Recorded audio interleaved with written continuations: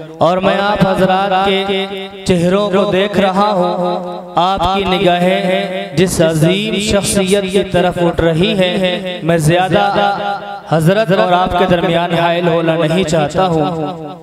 میں سمجھ رہا ہوں کہ آپ کی نگاہیں اس عظیم شخصیت کو دیکھ رہی ہیں کہ جس کے چہرے پر پاکیزگی کا نور، ان کی پیشانی میں کہکشاں کا ظہور ہے۔ میں سیدھے ادب اور احترام کے ساتھ شیخ طریقت، رہبر راہ شریعت، محبوب العلماء، استاذ العلماء، جناب حضرت اقدس حضرت مولانا افضال الرحمن صاحب قاسمی دامت برکاتہم العالیہ، خلیفہ مجاز حضرت مولانا الشاہ ابرار الحق صاحب نور اللہ مرقدہ سے گزارش گزار ہوں حضور والا تشریف لائیں اور اپنا قیمتی نصیحتوں سے سامعین کو مستفیض فرمائیں۔ بسم اللہ الرحمن الرحیم، الحمدللہ کفا والصلاة والسلام علی سید الحبیب المصطفیٰ وعلى آلہ واصحابہ نجوم الہدى وقادة التقى رب اشرح لی صدری ویسر لی امری واحلل عقدۃ من لسانی یفقہوا قولی، اما بعد اعوذ باللہ من الشیطان الرجیم، بسم اللہ الرحمن الرحیم۔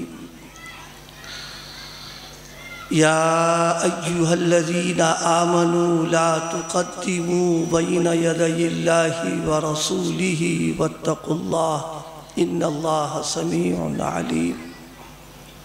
صدق اللہ مولانا العظیم۔ بزرگان محترم، میرے عزیز دوستوں اور ساتھیوں،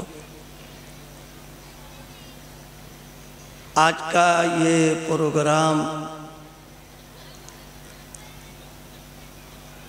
مدرسہ اشرفیہ دارالعلوم، یہی نام ہے بھیا، مدرسہ اشرفیہ دارالعلوم کا جلسہ دستار بندی کے تعلق سے ہم سب لوگوں کی یہاں پر حاضری ہوئی ہے۔ اللہ پاک اس حاضری کو قبول فرمائے، اور ہمارے مفتی صاحب کا اس سے جو بیان ہوا ہے بڑا معلوماتی بیان، اور مدرسے کے تعلق سے بہت سی قیمتی اور مفید باتیں ہمارے اپنے سامنے آئی ہیں۔ اللہ پاک اس کو قبول فرمائے، اور ہم سب کو مدارس کے تعلق سے اپنے طور پر ربط رکھنے، تعلق رکھنے، اور اس کے لیے جو کچھ بھی ہم کر سکتے ہوں اس کے لیے ارادے کرنے کی توفیق عطا فرمائے۔ یہ پروگرام جو آج کا ہو رہا ہے، ظاہر ہے ایک دینی ادارے کی طرف سے ہو رہا ہے، اور میری اور آپ کی جو ملاقات ہے پہلی بار ہو رہی ہے۔ میرا یہاں پہلی مرتبہ آنا ہوا ہے، آپ کے لیے بھی میں نیا ہوں اور میرے لیے بھی آپ نئے ہیں، لیکن اس کے باوجود ہمارے اور آپ کے درمیان ایک رشتہ ہے اور ایک تعلق ہے۔ وہ رشتہ اور تعلق ایسا ہے کہ اگر ہم اور آپ پوری زندگی ایک دوسرے سے نہ ملتے، آپ مجھے نہ دیکھتے، میں آپ کو نہ دیکھتا، لیکن پھر بھی اس کے باوجود اس رشتے کی بنیاد پر ہم اور آپ ایک دوسرے کے بھائی ہیں۔ آپ میرے بھائی ہیں، ہم آپ کے بھائی ہیں۔ اور وہ رشتہ کیا ہے؟ وہ رشتہ ہے مدنی آقا جناب محمد الرسول اللہ کی غلامی کا۔ اس رشتے نے ہمیں اور آپ کو ایک لڑی میں پیرو دیا ہے، اور اس کی بنیاد پر ہمارے اور آپ کے ساتھ میں درمیان دینی اخوت اور بھائی چارگی کا تعلق ہو چکا ہے۔ لیکن آپ کو میں ایک بات اس وقت متوجہ دلانے کے لیے عرض کروں کہ جس بنیاد پر ہم اور آپ ایک لڑی میں پروئے گئے ہیں، یعنی دین کس کو کہتے ہیں؟ دین کس چیز کا نام ہے؟ دین کی حقیقت کیا ہے؟ اس لفظ کو ہم لوگ بولتے رہتے ہیں، آپس میں گفتگو میں استعمال کرتے رہتے ہیں، لیکن اگر کوئی پوچھے یا ہم آپ سے پوچھ بیٹھیں کہ بھئی دین ہے کیا چیز؟ دین کس کو کہا جاتا ہے؟ بھئی یہ مدارس بھی دین کے لیے قائم ہے، مساجد بھی دین کے لیے قائم ہے، پڑھنا پڑھانا بھی دین کے لیے ہو رہا ہے، اسی طریقے سے دینی جو کام ہو رہے ہیں سب دین کے لیے ہو رہے ہیں۔ آخر دین خود کس چیز کا نام ہے؟ ظاہر ہے کہ جب تک ہم کو یہ پتہ نہیں ہوگا کہ دین کہتے کس کو ہیں تو پھر یہ ساری چیزیں تو بالکل بیکار ہو جائیں گی۔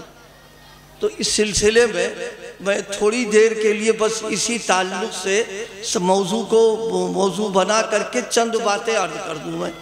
دیکھیے، دین جو ہے ہماری اپنی خواہش اور پسند کا نام دین نہیں ہے کہ ہمارا جو جی چاہے، ہماری جو خواہش ہو، ہماری جو پسند ہے وہ تو دین ہے، اور جو ہماری خواہش کے خلاف ہے، جو ہماری مرضی کے خلاف ہے، اور جناب والا جو چیز ہم کو پسند نہیں وہ دین نہیں ہے۔ دین اس کا نام نہیں ہے۔ اگر دین خواہشات پر عمل کرنے کا نام ہوتا، اپنی مرضی اور چاہت کو پورا کرنے کا نام ہوتا، دین اگر اپنی پسند پر عمل کرنے کا نام ہوتا، تو میں پوری ذمہ داری کے ساتھ یہ عرض کر سکتا ہوں تو پھر اللہ پاک کو اس نظام ہدایت کے قائم کرنے کی کوئی ضرورت نہیں تھی۔ نہ اس بات کی ضرورت تھی کہ اللہ پاک کتابوں کو اتارتا، وحی کو بھیجتا، نبیوں کو بھیجتا، رسولوں کو بھیجتا، کوئی ضرورت نہیں تھی۔ بس اپنی خواہش پر عمل کر لیتے، وہ دین ہو گیا تھا۔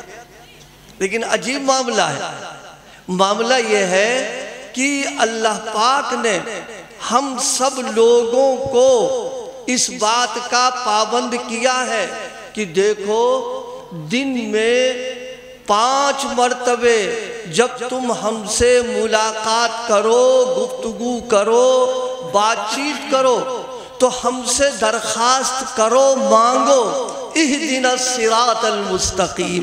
ارے یہ پڑھتے نہیں پڑھتے آپ؟ تو اگر خواہشات پر عمل کرنا ہی دین ہے تو پھر اللہ پاک سے درخواست کرنے کا کیا مطلب رہ گیا؟ اگر اپنی نفسانیت کا، اپنی چاہت کا، اپنی مرضی پر پورا کرنے کا نام ہی دین ہے تو پھر اللہ کے پاس کھڑے ہو کر کے اللہ سے گفتگو کرنے کے وقت میں یہ درخواست کرنا کہ اہدنا الصراط المستقیم، اللہ ہم کو سیدھا راستہ بتا دیجئے، یہ خود اس بات کو بتا رہا ہے کہ دین کسی اور چیز کا نام ہے، دین کی حقیقت کچھ اور ہے۔ اور یاد رکھیے، جب تک دین کی حقیقت، دین کس کو کہتے ہیں، جب تک یہ چیز ہمارے ذہن میں بیٹھے گی نہیں، آج امت میں، معاشرے میں جو اختلاف و انتشار کی صورت بنی ہوئی ہے، کوئی کہتا ہے یہ کام کرنا صحیح ہے، کوئی کہتا ہے نہیں یہ کام کرنا غلط ہے، کوئی کہہ رہا کہ یہ کام کرنا جو ہے یہ ایمان کا تقاضا ہے، کوئی کہتا ہے نہیں یہ ایمان کا تقاضا نہیں۔ یہ ساری باتیں اس بنیاد پر ہو رہی ہیں کہ دین کی جو حقیقت ہے وہ ہمارے ذہنوں سے نکل چکی ہے۔ سب سے بنیادی چیز ہمیں یہ بات ذہن میں رکھنا ہے کہ دین کہتے کس کو؟ دیکھیے، میں بہت آسان اور سادے لفظوں میں آپ کو سمجھانے کے لیے میں عرض کروں، دین کی بنیاد، دین کا سرچشمہ، دین کی حقیقت اللہ پاک نے وحی کے ذریعے سے مدنی آقا محمد رسول اللہ صلی اللہ علیہ وسلم پر جو اپنا کلام اتارا ہے، جس کو ہم قرآن اور حدیث کہتے ہیں، یہ اصلاً دین کی بنیاد ہے۔ اسی لیے نبی پاک صلی اللہ علیہ وسلم جو جو کام کریں اس کو دین کہا جائے گا۔ نبی پاک صلی اللہ علیہ وسلم جو بات ارشاد فرما دیں اس کو دین کہا جائے گا۔ نبی پاک کے سامنے کوئی بات کہی گئی، کوئی عمل کیا گیا اور آپ نے خاموشی اختیار کر لی، اس کو دین کہا جائے گا۔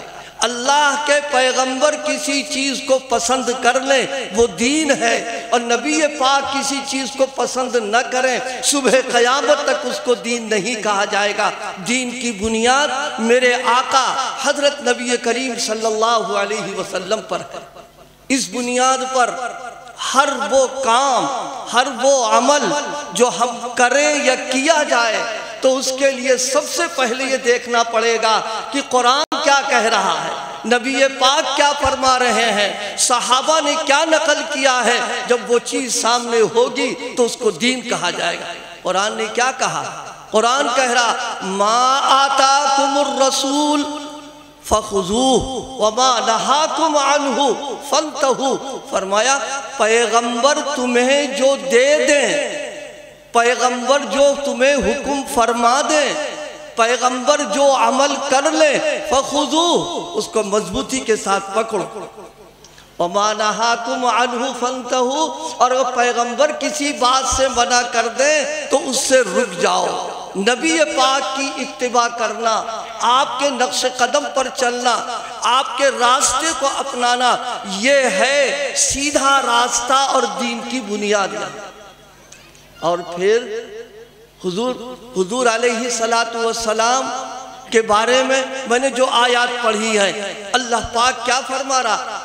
یا ایہا الذین آمنو، اے ایمان والو۔ آپ ایک بات یہ بتائیے، اگر آپ کسی آدمی کے بارے میں یہ کہیں کہ یہ تاجر ہے، اس کا کیا مطلب ہے؟ اس کا مطلب ہے کہ تجارت کرتا ہے۔ اگر کسی آدمی کے بارے میں اب آپ یہ کہہ دیں کہ یہ حاکم ہے، اس کا مطلب یہ ہے کہ یہ آدمی کرسی اور عہدے والا ہے۔ اللہ پاک نے اس آیت میں فرمایا یا ایھا الذین آمنو، تو اس کا مطلب یہ نکلا کہ ہمارے پاس ایمان ہے۔ اگر ہمارے پاس ایمان نہیں ہے تو یا ایھا الذین آمنو کہنے کا کوئی مطلب ہی نہیں نکل پاتا اس میں۔ اب ہم آپ سے اس وقت ایک بات پوچھنا چاہتے ہیں کہ ہم اپنے آپ کو مومن کہتے ہیں، ایمان والا کہتے ہیں، تو واقعی ایمان ہمارے پاس ہے یا نہیں ہے؟ واقعی ایمان ہے کہ نہیں ہے؟ یہ میں نے کیوں عرض کیا؟ یہ میں نے اس بنیاد پر عرض کیا ہے، ہمارے معاشرے میں تقریباً 95% طبقہ وہ ہے جو خاندانی مسلمان ہے، لیکن اس سے پوچھا جائے کہ تمہارے جو عقائد ہیں جنہیں تم ایمان کہتے ہو وہ تم نے کس سے لیا ہے، کہاں سے تم کو ملا ہے، وہ اصلی ایمان ہے یا نہیں ہے؟ میں مجمع میں ہاتھ نہیں اٹھواؤں گا لیکن توجہ میں دلا رہا ہوں آپ کو۔ آج اگر کسی دکان پر جا کر کے ہم سونا خریدیں، چاندی خریدیں تو آنکھ بند کر کے نہیں خریدتے ہیں، بلکہ ساتھیوں سے، جاننے والوں سے پوچھتے ہیں کہ بھائی زیور لینا ہے کس کی دکان سے لے، ہم کرتے نہیں کرتے؟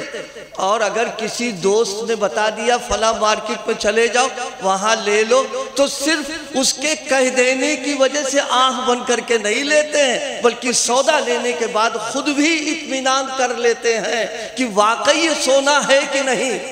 مسلمانوں، ہم آپ سے پوچھنا چاہتے ہیں کہ ہم اپنے آپ کو مومن کہتے ہیں، ہم اپنے آپ کو ایمان والا کہتے ہیں، لیکن ایمانداری کے ساتھ بتائیے ہمارے جو عقیدے ہیں، توحید ہے، رسالت ہے اور عقیدے، کیا ان عقیدوں کو کسی سے جچوایا، کسی سے پرکھایا، کسی کو دکھایا کہ ہمارے پاس جو توحید ہے یہ اصلی ہے، صحیح ہے، غلط ہے؟ کیا کبھی ہم نے کسی کو دکھوایا؟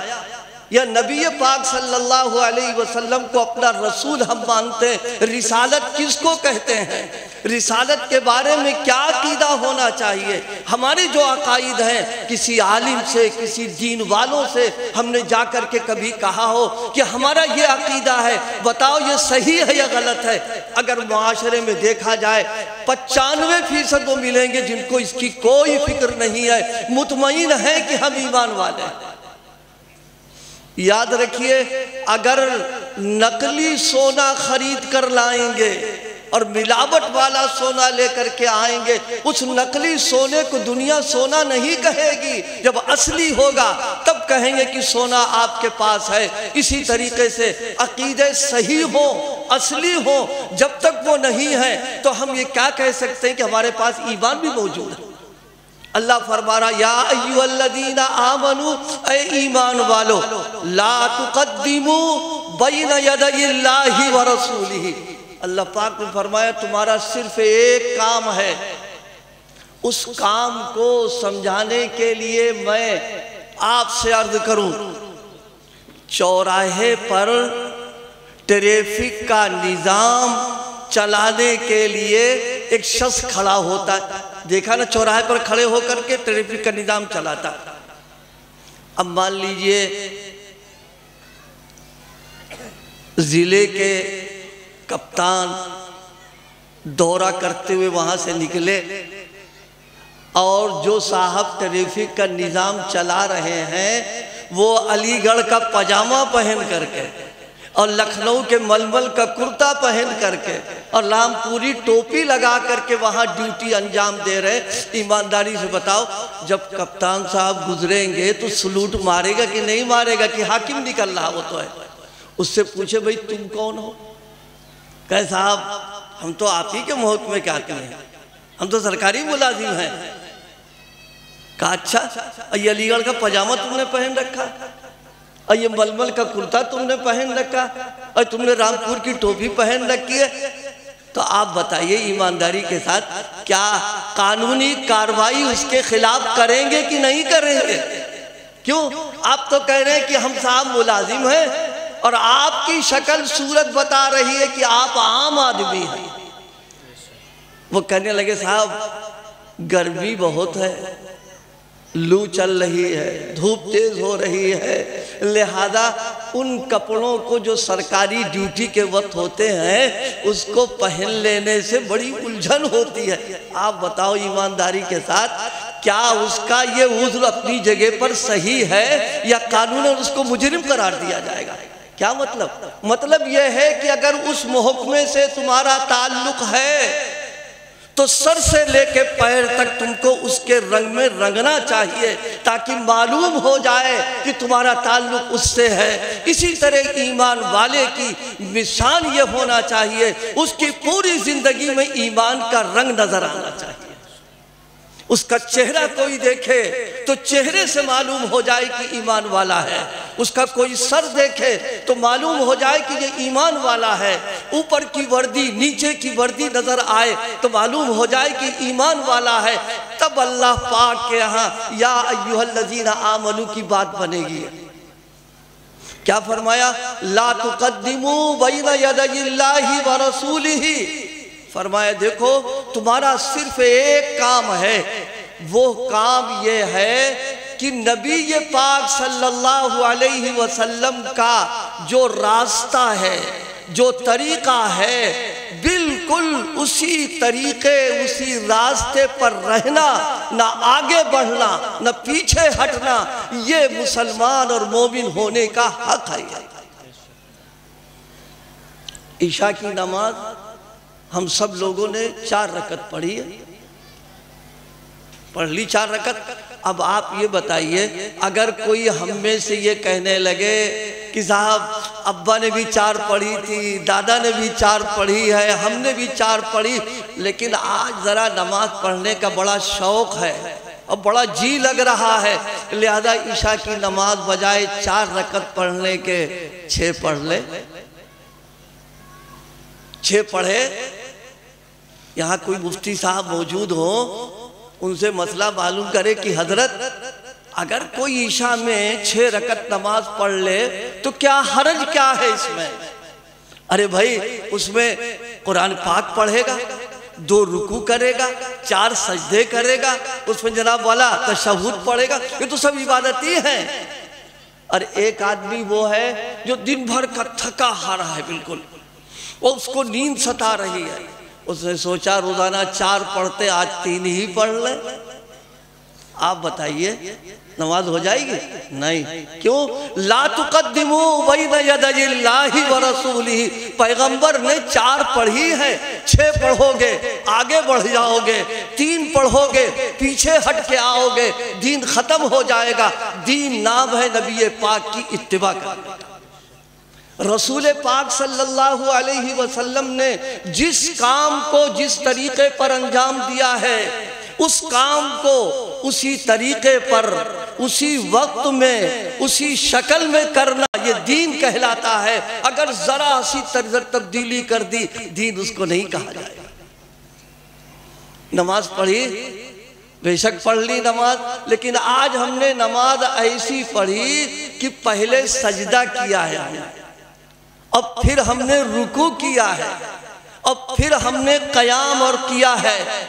آپ بتاؤ میٹیریل تو سارا ہی موجود ہے، نماز نہیں ہو رہی ہے، اس لیے کہ میٹیریل کا ہونا کافی نہیں ہے۔ نبی پاک نے جو ترتیب فرمائی ہے اس میں کمی بیشی کر دی آپ نے، لہذا وہ ردی کے ٹوکرے میں چلی جائے گی۔ فرمایا کیا؟ لا تقدموا بین یدی اللہ ورسولہ، تمہارا کام یہ ہے کہ تم نہ آگے بڑھنا نہ تم پیچھے ہٹنا۔ اب آپ ایک بات بتائیے، کیا بج گیا بھائی؟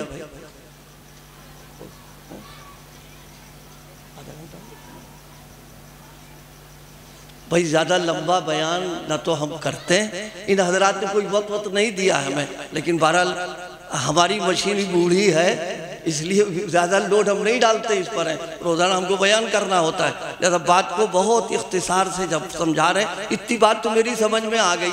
اب ایک بات یہ بتاؤ، یہ دین جو ہے جس کو میں نے بتایا کہ نبی پاک صلی اللہ علیہ وسلم زندگی گزارنے کا جو نظام لے کر کے آئے ہیں، یہ کہاں ملے گا؟ پرچون کی دکان پہ ملے گا کیا؟ یا جوہری کی دکان پر ملے گا؟ یا سونے چاندی کی دکان پر؟ نہیں، اس کے ملنے کی جگہ یہ مدارس ہیں، یہ مکاتب ہیں، یہ دینی درسگاہیں ہیں۔ جیسے اللہ پاک نے سونا، چاندی، ہیرے، جواہرات، لوہا، ان سب چیزوں کی اللہ پاک نے کان بنائی ہے، وہ وہاں ملیں گی۔ دین کی کانیں اور مرکز اللہ نے ان مدارس و مکاتب اور درسگاہوں کو بنایا ہے۔ اب بتائیے دین کی ہمیں ضرورت ہے کہ نہیں؟ جب دین کی ضرورت ہے تو مدارس و مکاتب بھی ہماری ضرورت کی چیز رہے۔ ابھی مفتی صاحب نے ایک بات بڑی قیمتی کہی کہ مسجد اور مدرسہ، ہم آپ سے ایک بات عرض کرنا چاہتے ہیں، مسجد کا تقاضا مدرسہ ہے اور مدرسے کا تقاضا مسجد ہے، دونوں جڑے ہوئے ہیں، ایک دوسرے سے الگ نہیں ہے۔ اس لیے آپ دیکھیے جب سے نبی پاک تشریف لائے ہیں، جہاں جہاں مسجدیں ہیں وہاں مدرسے بھی قائم ہیں، جہاں جہاں مکاتب قائم ہیں وہاں وہاں مسجدیں بھی ہیں، دونوں میں جوڑ ہے۔ کیوں؟ اس لیے کہ مسجد بیت اللہ ہے اور مدرسہ بیت الرسول ہے۔ جس طرح اللہ اور رسول دونوں عقیدے میں جڑے ہوئے ہیں کہ اللہ کو مانو تو رسول کو بھی ماننا پڑے گا، رسول کو مانو اللہ کو بھی ماننا پڑے گا۔ اللہ کو مانتا ہے اور رسول کو اگر نہیں مانتا مومن نہیں ہوگا، رسول کو کوئی مانے اور اللہ کو نہ مانے وہ مومن نہیں ہوگا۔ جس طرح توحید اور رسالت یہ دونوں جڑے ہوئے ہیں، اسی طریقے سے اللہ کا جو گھر ہے وہ نبی پاک کے گھر یعنی مدرسے سے جڑا ہوا ہے، اور جو بیت الرسول ہے وہ بیت اللہ سے جڑا ہوا ہے۔ وہ کیسے؟ بہت آسان تھا۔ بیت الرسول میں کیا ہوتا ہے؟ پہلے میں بیت الرسول سمجھا دوں کہ مدارس و مکاتب بیت الرسول کیسے؟ نبی پاک صلی اللہ علیہ وسلم کی میراث اور آپ کی وراثت کیا ہے؟ قرآن ہے، حدیث ہے، شریعت کے مسائل ہیں، احکامات ہیں، یہ آپ کی میراث ہے یہ۔ اور اس میراث کو لینے والے کہاں سے تیار ہوتے ہیں؟ مدرسوں میں تیار ہوتے ہیں۔ اسی لیے ان کو کہا جاتا ہے کہ یہ مہمان رسول ہے۔ اللہ کے مہمان نہیں کہتے، مہمان رسول ہے۔ کیوں؟ نبی پاک کی وراثت لے رہے ہیں، اور یہ مدرسے والے ان کے وارثین کو تیار کر رہے ہیں۔ تو مدرسوں میں آ کر کے نبی پاک کی وراثت ملتی ہے، اور مسجد جا کر کے جو وراثت ملی ہوئی ہے اس کے اوپر وہ عمل کرتے ہیں، یعنی عبادت کا انجام دیتے ہیں۔ اس لیے مسجد اور مدرسہ دونوں جڑے ہوئے ساتھ ہیں۔ کوئی شخص مسجد کو مدرسے سے الگ کر دے، مدرسے کو مسجد سے الگ کر دے، نظام ٹوٹ جائے گا۔ اسی بنا پر نبی پاک صلی اللہ علیہ وسلم مکے میں رہے تو، مدینے میں رہے تو، پھر آپ کے بعد ایک تاریخ ہے جو مفتی صاحب نے بھی آپ کے سامنے رکھی ہے، دونوں ہماری ضرورت کی چیزیں۔ میں مدرسے کی ضرورت کے تعلق سے اور وضاحت کر دوں تھوڑی سی۔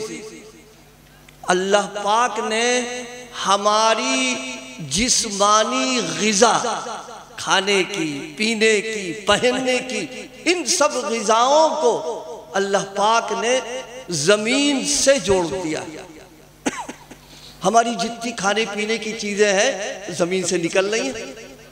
جس طرح زمین میں اللہ پاک نے ہماری جسم کی غذا رکھی ہے، ان مدارس و مکاتب و دینی درسگاہوں میں دینی غذائیں اللہ نے رکھی ہیں۔ جس طرح موسم کے اعتبار سے انسان کے جسم کے لیے جو غذا مناسب ہوتی ہے، گرمی کی، سردی کی، اللہ زمین سے اس غذا کو پیدا کر دیتا ہے۔ بالکل اسی طریقے سے دینی اعتبار سے کسی زمانے میں کسی تقاضا پیدا ہو گیا تو اس کی ہدایت اور رہبری کے لیے مدارس کے لوگ پیدا کر دیتے ہیں۔ جس علاقے میں جو ضرورت ہوتی ہے مدرسہ اس ضرورت کے افراد پیدا کر کے اور علاقے کی دینی ضرورت کو پورا کر دیتا ہے۔ اسی لیے میں کہا کرتا ہوں کہ صبح قیامت تک جس طرح زمین سے جسم کی غذا کوئی ختم نہیں کر سکتا ہے، ایسی مدارس و مکاتب و دینی درسگاہوں سے دینی جو غذا و ضرورت ہے کوئی اس کو ختم نہیں کر سکتا۔ اللہ پاک اس سلسلے کو قیامت تک چلائیں گے۔ آمین۔ اس لیے میرے دوستوں، میرے بھائیوں، دین کو سمجھنا، اس پر عمل کرنا اور دین سے تعلق مضبوط کرنا، اس کے لیے ضرورت اس بات کی ہے کہ ہمارا تعلق مدارس سے ہونا چاہیے۔ یہ چھوٹے چھوٹے جو مکتب ہے اور چھوٹے چھوٹے جو بچوں کی تعلیم کے سلسلے ہیں، یہ انتہائی قیمتی۔ یہ موقع اس وقت کچھ کہنے کا نہیں، مفتی صاحب چونکہ کہہ چکے ہیں، میں نے اس لیے چھیڑا اس مسئلے کو۔ اللہ پاک نے ہمارا تعلق بھی ایسی نسل سے رکھا ہے جنہوں نے دینی مکاتب کے قیام کے لیے مسلسل محنت کی ہے، اور گاؤں گاؤں، بستی بستی، قریہ قریہ جا کر کے، پیدل سفر کر کے، سائیکلوں پر جا کر کے قربانیاں دی ہیں۔ 10-10 میل پیدل گئے ہیں اور ان حالات کے اندر گئے ہیں، کوئی سلام کرنے والا نہیں، کوئی اکرام کرنے والا نہیں، کوئی جناب والا خوش آمدید کہنے والا نہیں، صرف دین کی بنیاد کی خاطر مدارس کا سلسلہ قائم کیا۔ ہم سب لوگ یہ مدرسہ اور بھی جتنے مدارس میں چونکہ واقف نہیں ہوں، لیکن ان سب مدرسوں کو اپنی دینی ضرورت سمجھ کر کے اپنی نسلوں کا رابطہ اس سے مضبوط کریں، اور فکر کریں اس بات کی کہ ہماری بچے، ہماری بچیاں قرآن پڑھ جائیں، ان کو دین کی موٹی موٹی باتیں معلوم ہو جائیں، ان کے عقیدے صحیح ہو جائیں، وہ جناب والا اتنی دین کی محنت ہماری ان کے اوپر ہو جائے کہ جب ہم دنیا سے جائیں تو یہ اطمینان ہو جائے کہ ہماری یہ نسل دیندار بن کر کے جیے۔ اتنی محنت کر لینا چاہیے۔ اللہ پاک میری گزارشات کو قبول فرمائے، عمل کرنے کی توفیق عطا فرمائے۔ وآخر دعوانا الحمدللہ رب العالمین۔ جزاک اللہ، چشمم باز کر دی۔